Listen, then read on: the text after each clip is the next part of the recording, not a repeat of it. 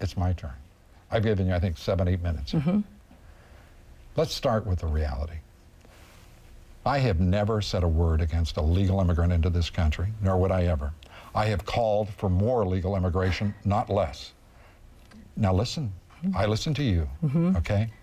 I want to, do we have that record on, okay, let's put up the, you said a 23% increase in hate crimes against Hispanics.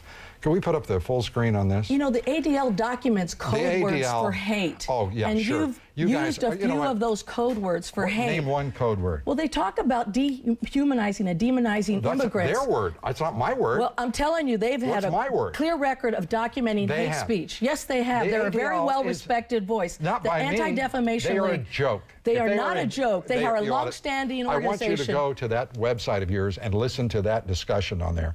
That woman is a joke, okay? That's your opinion. We document this. She talks about the efforts to dehumanize and demonize Latinos. When you refer to them as bringing in massive disease, as we know you have, we can document that. 8 seconds on the air, referring one time on let me ask you something. Do you think that illegal aliens should be exempt from public health standards that are applied to every legal immigrant in this country? Is that what you're saying? This is about code words for hate speech. That's right. We document that in the website. You and your organization are completely out of your minds on this issue. If you think you have, Lou, I stand by my record as leading an organization for 40 years as a civil rights and advocacy organization, represent 44 million Hispanics in this country. Freedom of speech, suggesting that the only one who could oppose you would be We have to draw the line on freedom of speech when freedom of speech becomes hate speech. You wouldn't even be involved in this debate if these were not Hate speech is not acceptable. Excuse me. You would not even be involved in this debate on illegal immigration unless the preponderance of those illegal aliens were Hispanic. And you know that is a fact. I would be involved in this debate no matter what. I know that we can't stand for dehumanizing and demonizing and scapegoating a segment of our society. Then why in the world have you not taken on the government of Mexico and Central America and those who create the conditions that drive illegal immigration? We have been engaged in this issue. You have not been engaged. Yes, we have. And we are making every case right now to push back on the hate that dehumanizing. When is the last time you even addressed a foreign government and the quality I'm concerned about what's happening here in this country. Oh, why aren't you worrying about our borders being secured, our ports being secured? We are for comprehensive immigration reform, but this is about hate speech. Comprehensive immigration reform. This is about hate speech, and it has no place on the air. You can try to divert this away from the hate and the representatives of vigilante groups, and you're standing with these vigilante groups. These are self-avowed vigilante groups. You're standing proudly by them. You can try to sort of dismiss that, but the reality is we can't allow for hate speech to be part of this debate or to control the network airwaves. You know that as you speak right now, I have never spoken a hateful word against illegal immigrants. You've allowed these folks to have a microphone. Excuse me. You've given hate a microphone by giving them time on this show. And you've done it repeatedly. CNN has done it repeatedly. Oh, come on. And in the course of the last 3 years, the 3 cable networks have allowed these folks to have their airways 110 times. You said on your website, 23% increase in hate crimes. This is, according to the anti-Hispanic bias crimes in the Federal Bureau. According to the FBI and the Department of Justice, yes.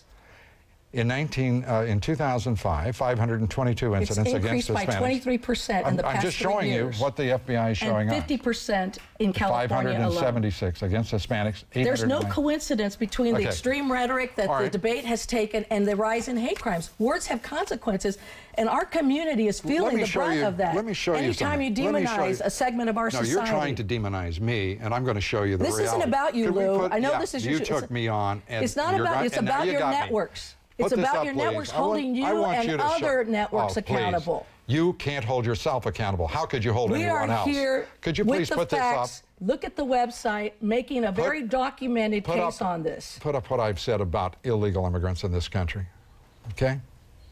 If you would. We're waiting patiently.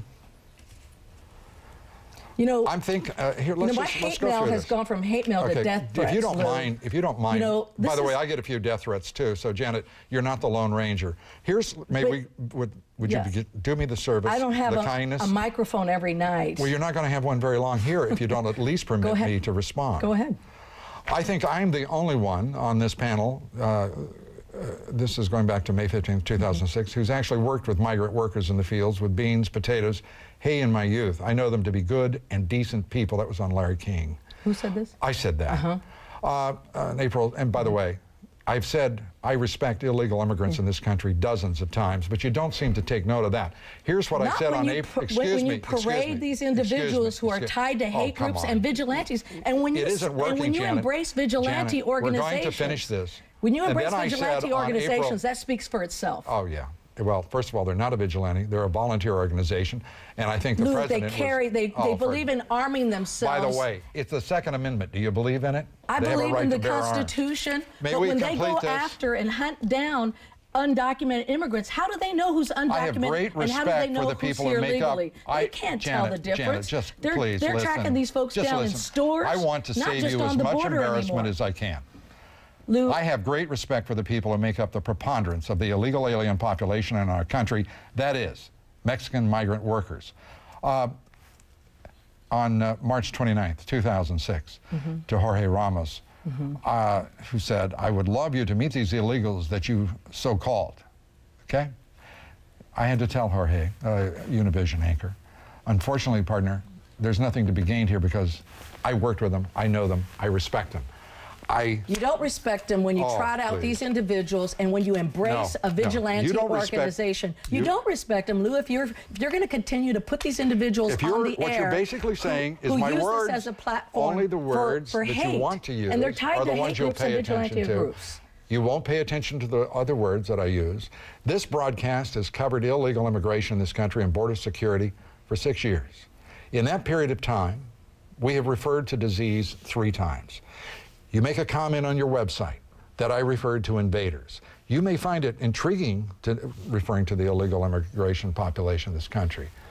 You may find it intriguing because we thought we'd go back and look. Invaders has been used 6 times on this broadcast. And we charged you, Glenn Beck, Pat Buchanan. You're not the only one. Do you want to listen to what I'm saying? I'm just making sure you understand. Because I want you to understand. We documented every piece that we did on this. And there is truth. That's right. And the reality is it's been used 6 times on this broadcast. I used it once, and you have used it 1/3 of the times used on this broadcast. You've used these individuals 18 times. You've used these individuals 18 times in the past 3 years. Do you want to deal with what I'm saying? CNN has used them 48 times. I'm making the case. Try it. You've used them 18 times. 6 times. We document every time you've done that. We document it. We don't pay attention to your documentation anymore. It's parodying hate speech. It's parodying hate speech. Well, and there's no room for hate in this debate. There's no room for hate. There's no room for further distortion. You can have an honest policy discussion, but we need to take hate out of the debate. We can have an honest policy discussion. Let's try a couple of things and just see if we can agree on a couple of them, shall we?